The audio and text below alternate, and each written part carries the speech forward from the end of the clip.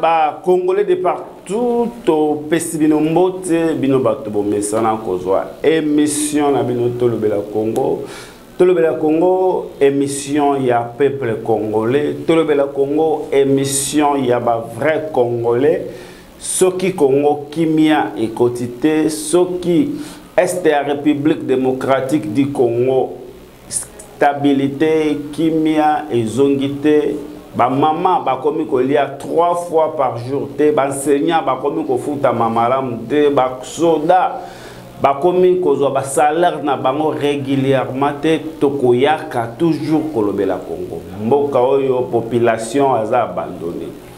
Mboka oyo peuple congolais aza délaissé, ba politiciens sikoyo toko vivre na campagne électorale bis. Sikoyo comme campagne ya changement à constitution.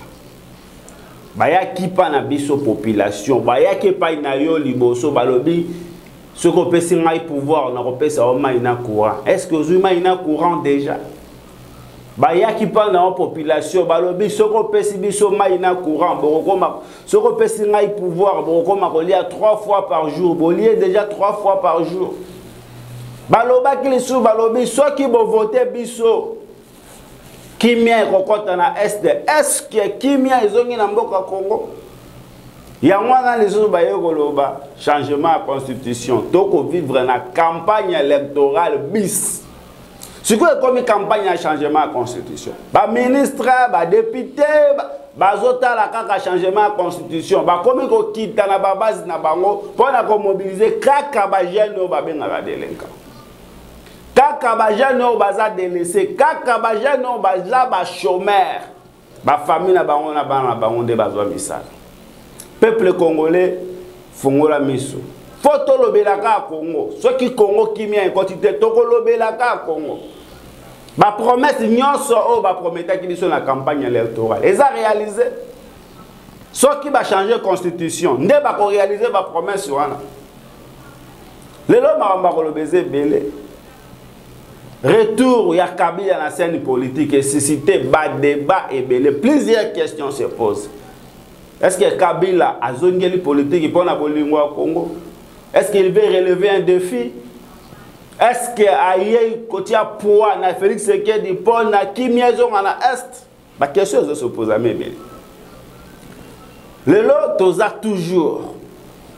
Il y a les gardiens, il y a temple, il y a province à Équateur. La protection de la jeunesse équatorienne. Joseph Bayoko Lokondo n'a y vraiment trop solo là. Nyonso eko le Canada démocratique du Congo. Joseph Bayoko Lokondo, bonjour et bienvenue. Bonjour Mopanzi Sango, bonjour on a téléspectateurs Nyonso, il y a émission Tolobela Congo. Merci. Et il y a chaîne et la télévision Fort Commet TV na Équateur News TV. Toko senga na bino bo s'abonner na ba chaîne na biso. Yango ezaka lisungi auto senga pa na bino chaque jour pour na bo pesa biso force bo s'abonner na ba chaîne na biso bo partager ba numéro na biso eza affiché wana bo benga ka biso bo pesa ka biso ba suggestion surtout tuni bino bo commenter ezate ke bo finga bo commenter pour na ko pesa biso courage bo commenter pour na ko pesa ba suggestion o atuzi sambeli baku benga expliquer biso toroyoka yo. Joseph Bayoko Lokondo oza l'homme du terrain mutuya balabala ekoloba nini na minute. Oui, Mopanzi Sango, na banzi que la République démocratique du Congo, conditions socio-économiques de la population, ils ont toujours déplorables. Très bien.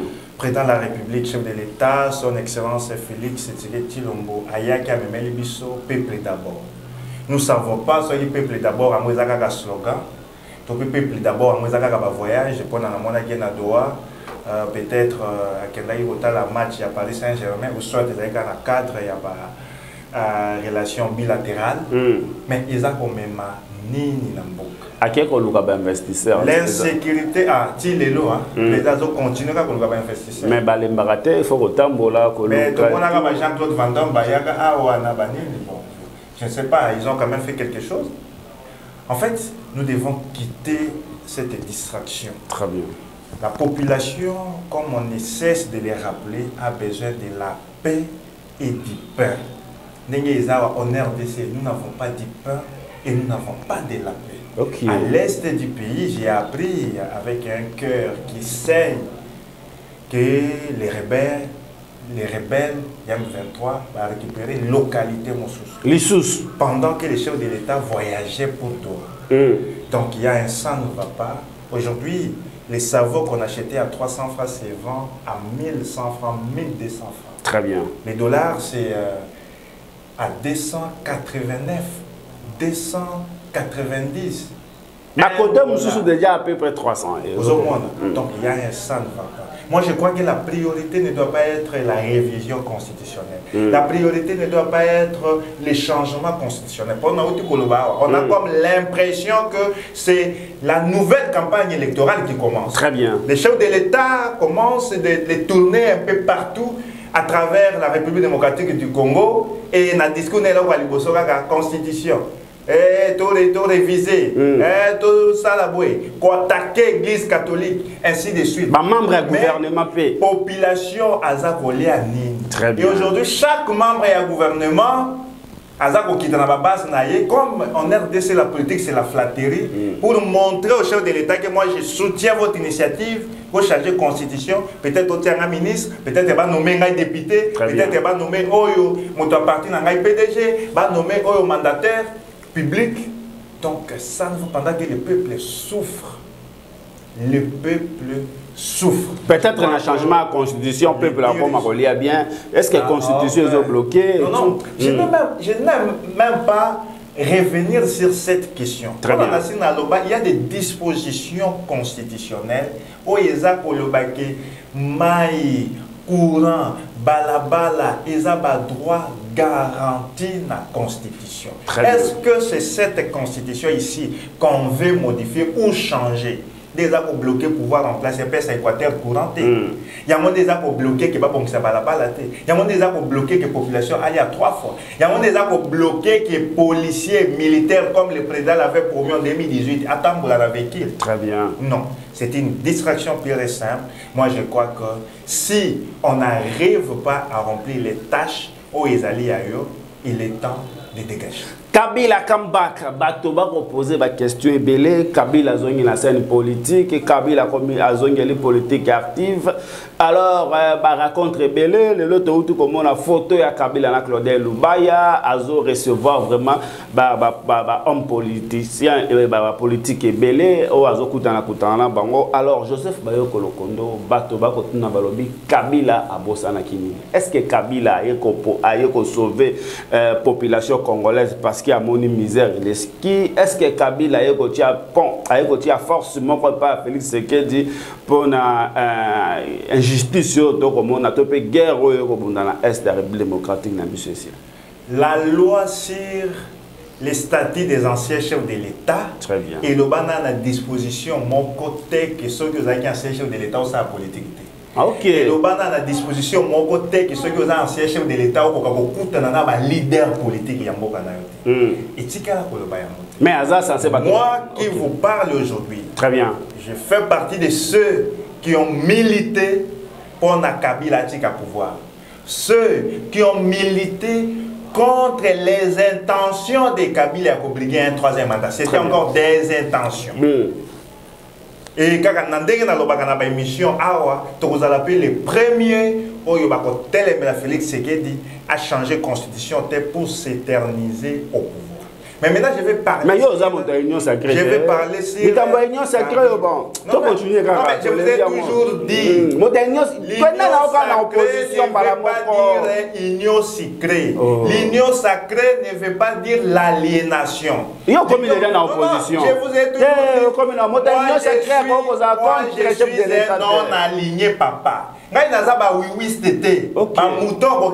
changer la constitution, même à la population, ce n'est pas ça l'union sacrée. Moi, je pense que l'union sacrée, c'est pour les salis de la population, pour l'amélioration des conditions socio-économiques des populations. Ce n'est pas pour les intérêts politiques. Et heureusement que le président lui-même l'avait rappelé, mon gars, député, l'union sacrée pour la poster. Car ce qui est comme l'union sacrée, on a la population, il faut dire à l'initiateur que tout ça là qui est sacré, mais ils ont ma population. Très bien. Ça, c'était qu'une parenthèse. Merci. Maintenant, je reviens sur Kabila. Pourquoi Kabila a juste succès les lots? Moto yazo pesa Joseph Kabila succès et Zali Félix Tshisekedi. Ok. C'est Félix Tshisekedi Motoyo azongisi Kabila na succès. C'est très fort. Pourquoi? Très fort même. C'est parce que on ne peut se souvenir de nos prédécesseurs nayoka ka ceux qui ont sali mieux. Ok. Mais ceux qui ont sali mieux, personne ne peut même pas dire que au moins ta mabia Kabila. C'est fort. Parce qu'aujourd'hui, même maman Yazando disait que Ngongo yo nini otobanda ngonga Kabila azalaka tobanda ko somba savo saba na 100 francs. Mais savo saba le comment na 300 francs. Très bien. Vous voyez? C'est pourquoi j'ai dit que c'est Félix Tshisekedi qui fait ancrer Kabila na mitou ya ba Congolais. Okay. Les Congolais ne font que la comparaison entre gestion ya Kabila banda kobika ndenge ni biloko banda kokote ndenge ni na gestion ya Tshisekedi. C'est Tshisekedi qui est à la base ya montée ya popularité ya Kabila en République démocratique du Congo. Est-ce que c'est un péché pour un ancien chef de l'État pour Kabila? Malobi pona yesi la politique ya ko ozongela sous politique. Mais quand na yebisaka yo awa que yo ba émission na ngo se rappelaka na yango. OK. Na yebisaka yo awa que tokeba na idée wana ya changement ya constitution. Très bien. Tokeba na idée wana ya révision ya constitution peut-être nde yango ezali concrétisation ya deal oyo bato babanda koloba que Kabila et Tshisekedi avaient un deal, il y a Kabila zonga na pouvoir. Très fort. Parce qu'aujourd'hui, si on change la constitution, on touche les articles verrouillés, to migrer d'une république à une autre. To komi na oba benga na lopoto tamboura raza. Donc makambo nyonso est pays. Très bien. Et Kabila pourrait être candidat président de la République. Très bien. Est-ce que ce n'est pas la concrétisation ya dit na bango? Déjà. Et c'est Félix et ses adeptes qui sont en train de purifier Kabila, qui sont en train de verrouiller Kabila pour revenir comme candidat président de la République. Sauf qui va arriver, sauf qui va réussir, même si va réussir, sauf qui va réussir à changer la constitution. Les Kabila et les autres, bima na retraite na bango, concourir pour devenir président de la République. Mais ce n'est pas un péché pour Kabila de parler avec les acteurs politiques, parce que Kabila, c'est un Congolais.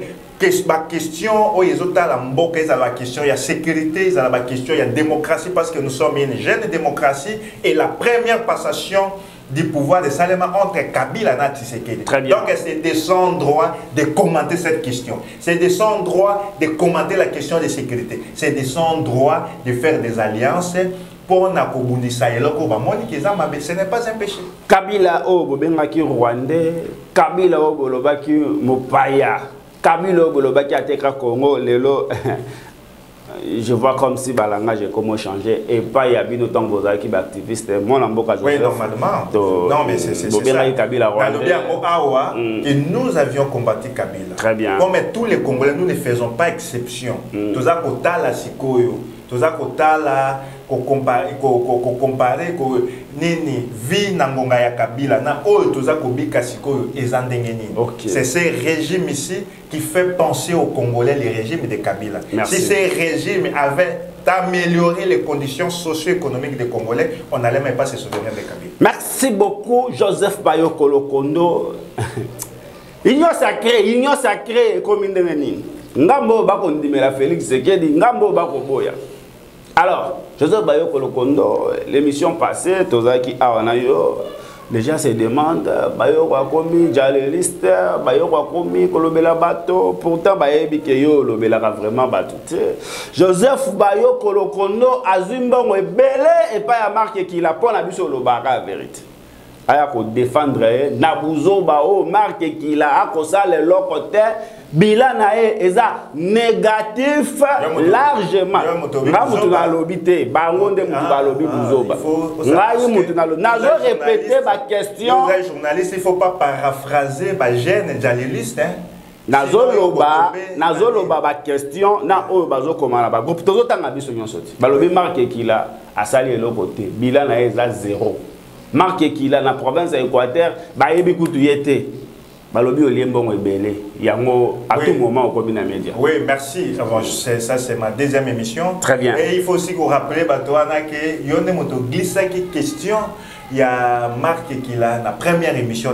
Merci. Mais c'est de mon droit de commenter sur ce qui se passe en République démocratique du Congo, puis la province et l'Équateur. Ok. Ndenge toza awa, toza acteur politique majeur de la province et l'Équateur. Mais toza a deux catégories. On a une catégorie de politiques dialélistes, des politiques qui sont là pour les vendre, et toza na ba politique rationnelle qui sont là pour l'intérêt général. Très bien. Toza na ba jeunes, oyo baza na ka kotala ki ya kozwa 100 francs wapi, et nous avons des jeunes rationnels qui se battent pour l'intérêt général. Très bien. Moi, je pense que je fais partie de ceux qui se battent pour l'intérêt général. Mais ils ont un comportement moro ya ba jeune, où ils ont ça là que ba jeune et Équateur basa la mal répété. Ok. Comportement ya ngonini, comportement moi ya liboso za jalelo oyo oti koloba awa, comportement ya mi balé. Ezali nini comportement ya mi balé ezali ingratitude. Comportement ya mi sato ezali nini, comportement ya mi sato ezali lolombo. Ok. Comportement ezali na ba comportement ebelé que moi je peux considérer des mots qui rongent la jeunesse de l'Équateur. Très bien. Au début de l'émission, on présentait comme les gardiens du temple. Et puis, Naza gardien, il y a temple et il y a sol. Moi, je n'ai jamais voulu vivre à Kinshasa. Pendant qu'il y a des jeunes, on commence à sengi dans nos billets au Senga, à Kinshasa, ils commencent à réfléchir. Les lots na komela nani, tant qu'il y a un bureau, il y a nani, tant qu'il y a un sala nini. Au moment où ceux qui ont moto, ils ont un bureau, ils ont un téléphone, ils ont des groupes. Ok. Un groupe va attaquer Motowana, un groupe va senga négociation. Mode de fonctionnement na bango. Et c'est comme ça que ça se passe. Dans le moment où les lots va attaquer ministre Marc qui a formation professionnelle, il y a un groupe Kakaya Batowana. Oh baza ko kende ko sero no ko solo la kaka et tout ba biko so ba kutani ba ko zo moi 500 ba ko zo moi 1000 ba ko vendre na capella ba meli masaka ba lengulu. C'est un mode de fonctionnement que moi je suis en train de lutter contre. Et aujourd'hui, je ne suis pas les seuls. Nous sommes nombreux les jeunes qui se sont levés, ils ont décidé que nous devons mettre fin à ce mode de fonctionnement. Très bien. Il faut tellement la ba jeune wana mode de fonctionnement na bango ezali mabe. Pour Nani Naye, je l'ai dit ici, parce que tout ça n'a pas coulutu, oyo, basengeli bazala respecté. Pendant que moi je me suis levé, pendant que je milite seul, pour que Mbongo oyo Sama Lukonde ayiba ya bokote, ezonga, mais ba jeune wana, ozui ba Joël, ozui ba Norbert, ozui na bande kona biso mosusu ebele, on mona bango na élection ba sénateur awa soutenir Sama Lukonde. Bikamba Sama Lukonde zongi lisusu. Voilà, ils sont allés lire des déclarations pour soutenir Sama Lukonde comme président du Sénat. Est-ce que Sama Lukonde est Équateur? Et aujourd'hui, ils viennent pour Nakoya Kosenga, c'est un débat où ils allaient de bas étages. Comment nous pouvons venir avec la vie privée des gens sur la chose, sur la gestion de la chose. Mais bato musu balobi Joël Ilangi là a fungoli bato miso na gestion ya Naza Koke. Très bien. C'est de son droit. Quand il a pris sa moto le batté. Tout Congolais a le droit ya kolande la député, ya kolande la ministre, ya kolande la président de la République. Je viens de commenter Makambo étant le président de la République. Très bien. C'est ce qu'on appelle les contrôles citoyens. Mais maintenant, même ma débat dans dengue ya malam. Parce que moi, je fais partie des personnes les mieux informées à province d'Équateur. Ok. Yango ezali une instrumentalisation. C'est la peur et la haine. Okay. La peur et la haine, pourquoi il y a des acteurs politiques de l'Équateur. Natanga ki kombo ya Bobo awa. Na acteur politique. Bobo azaka gouverneur. Na acteur politique mosusu ya originaire ya Bassan Koussou. Oyo lelo baza ko instrumentaliser ba gère nous a komona wana. Pourquoi? Parce qu'ils ont appris que les notables de Bassan Koussou ont donné 10 hectares. il y a Zambada Marc qui l'a pas centre et formation professionnelle. Ah bon? Comme ils ne réfléchissent que sur les mandats, ils ne réfléchissent que sur les pouvoirs, ils ne prennent pas leur temps pour réfléchir sur les générations futures. C'est ça la différence entre un homme politique et un homme d'État. Très bien. Un homme d'État réfléchit sur les générations futures, mais un homme politique réfléchit sur les nouvelles élections, sur les élections à venir. Comme ceux qui ont Tongi, le centre de formation professionnelle,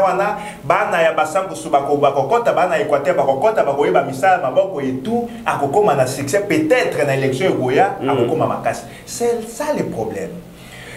Il y a des gens qui rêvent de devenir ministre. Pour Nabango, entre janvier et février. Et maintenant, comme Marc qu'il est là, nous devons maintenant commencer à attaquer, à instrumentaliser quelques jeunes pour foutre la bango dans les médias pour attaquer Marc qu'il a pour bango de bimana kota ya Équateur. Très bien. Ce sont des attaques qui sont très bien motivées na bateau et ce ne sont pas des attaques objectives. Il y a mis ça tous les Bobo. Bobo pense parce que Bobo va partir en 2025. Oh. Ça, c'était une révélation. Bobo, c'est un frein pour le développement de l'Équateur. Il doit partir en 2025. Pour Bobo, Marc qu'il aurait des ambitions de devenir gouverneur de l'Équateur. Donc, il peut attaquer. Pendant que Marc qu'il n'a aucune ambition, il y a non, mais c'est pour les jeunes. Moi, je pense qu'on doit avoir des jeunes dynamiques comme vous et tout, comme un gouverneur, puis surtout Sungabango. Marc qu'il a appelé Bobo. Awana début à mandat na Marc qu'il a akutanisa na américain na 4 cabinets, ils ont signé des accords. Oh.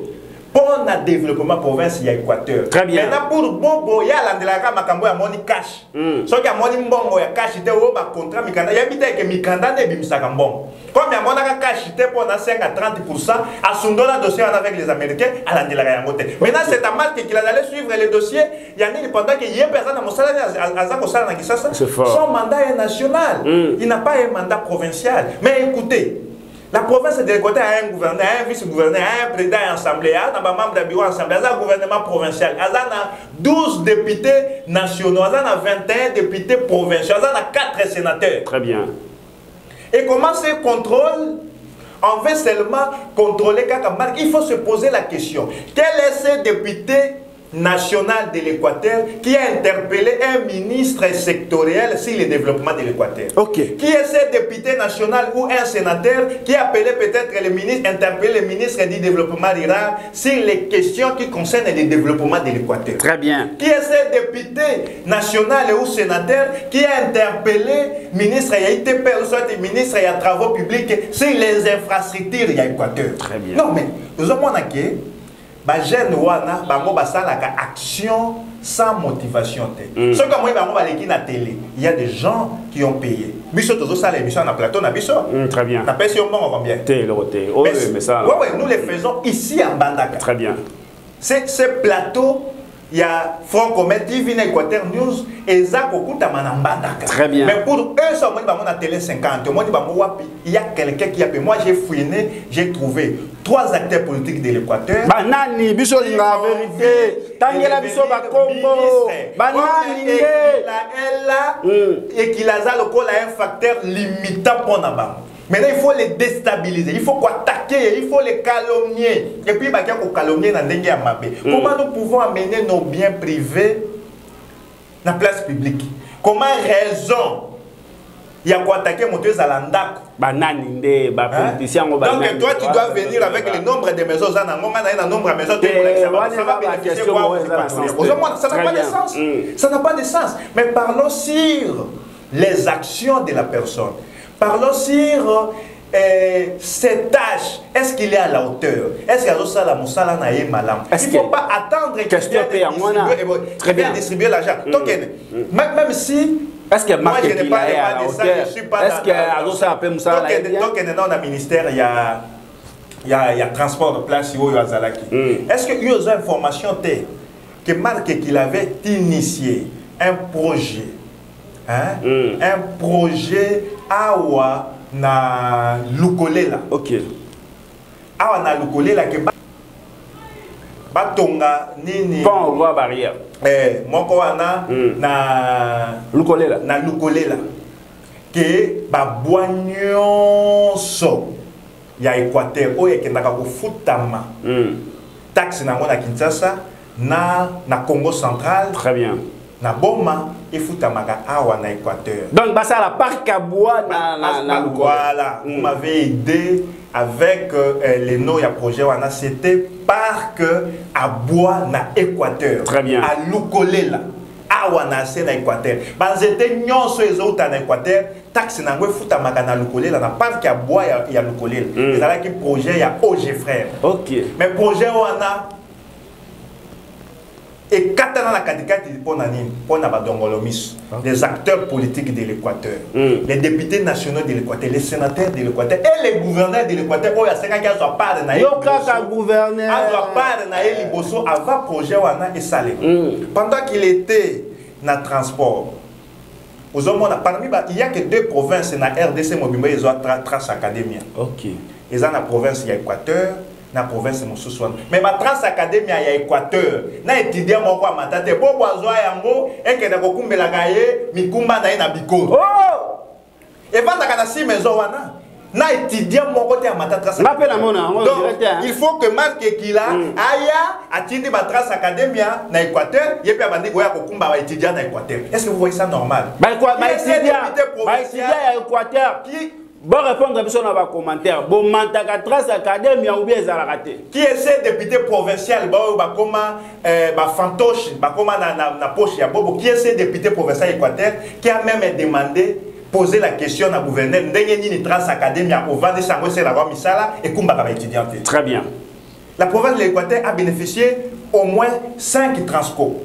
Bien sûr, la dotation était nationale, mais parmi les provinces, Équateur, ils ont la Très bien. Pour ne pas citer les actions où il y a des politiques comme NLI, il y a Bassan Koussou, où il y a Zosumbabatona, ça c'est entre lui et sa base, mais prenons les actions où il y a Sali na cadre, il y a Moussala, il y a ministre. Et aujourd'hui, on est en train, les ingénieurs sont à Bassan Koussou. Bassan débroussailler place Iwana, on va construire un centre Yaminen et la cadre de la formation professionnelle. C'est cette peur-là, c'est cette haine-là qui est à la base de l'instrumentalisation, il y a ma gêne. C'est pourquoi moi j'ai dit, na bateau, il y a marqué qui là. Biso to telemi pour na ko barrer ko silisa mode de fonctionnement ba jeune. Voilà motivation là.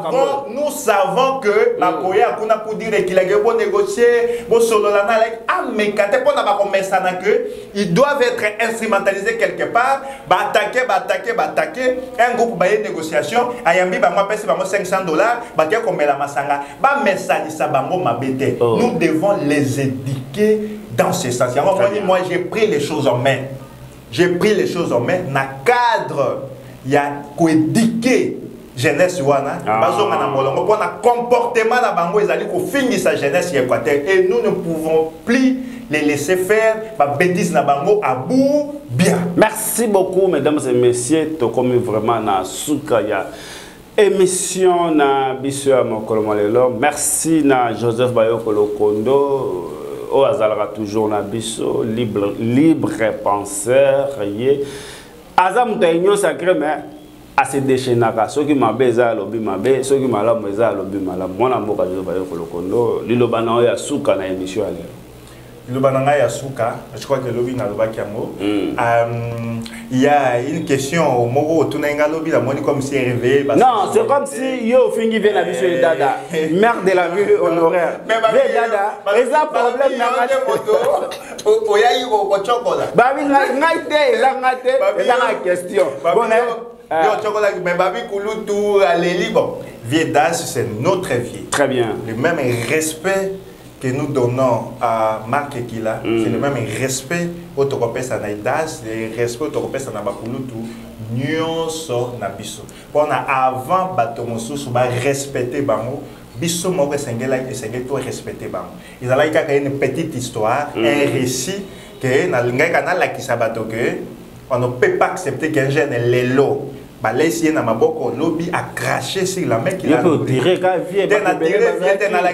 bazalaka ensemble et na Joël je ne pouvais pas parler que Joël alalaka na ministère na 23 ans que ça la honnêteté très bien on avait kazalaka accompagné na Kulutu et Das et c'est une manière aussi à voir ça Kulutu que bato yo ba fonctionnera mabe yo zali beaucoup là il faut pas kotambola na ba on a Kulutu pe le bon lo alingaka biso baleki mingi ata baleki oyo ya makambo mabe ata baleki ya lokuta ata baleki ya bakuluna ata baleki ya miyibi azo yamba biso kotambola na bango trop il faut éviter baleki misusu parce que soki ngoka to ya ko beta lisolo mosusu que kuti que place ya ya zalaka to koloba ba Kulutu fi azalaka ça risque de venir ça Kulutu que soki amona ki mabe ezaki ni lokuta ezalaki ni kokosi ya moto makamo ezalaki ni kofinga ezalaki ni kocritique ezalaki histoire kendaka na ministère na butu na kutaka Joël alali na ministère ya transport azalaka na Kulutu edada mais Kulutu amonaki mabe asi akomi pe na nini ke en tout cas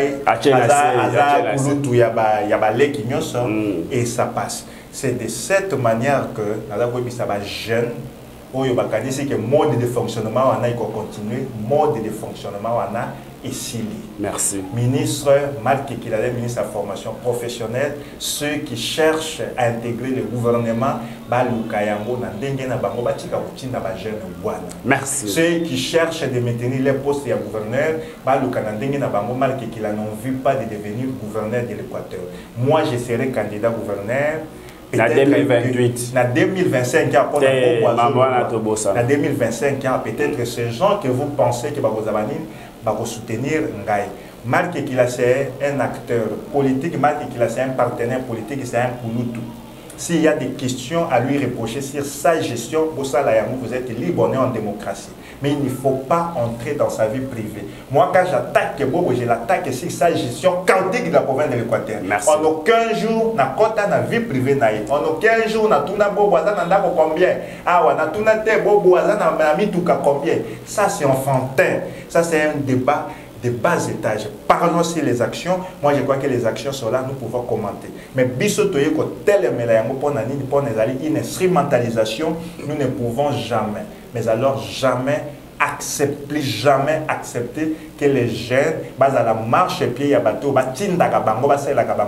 pour leur ascension politique. Et raisonnement que les jeunes wana bazongi na molongo, ngai moko ndenge obenganga na début les gardiens du temple na yewana, jeunes oya boya ko sala encore une bêtise à cause une réponse musclée parce que tous ces jeunes na bango na maboko boy na yebi likambo basala ka moko bango pe ba lu bazala na l'autre côté o basala ka moko s'ils essayent je vais encore venir avec des révélations qui vont mettre fin à cette blague.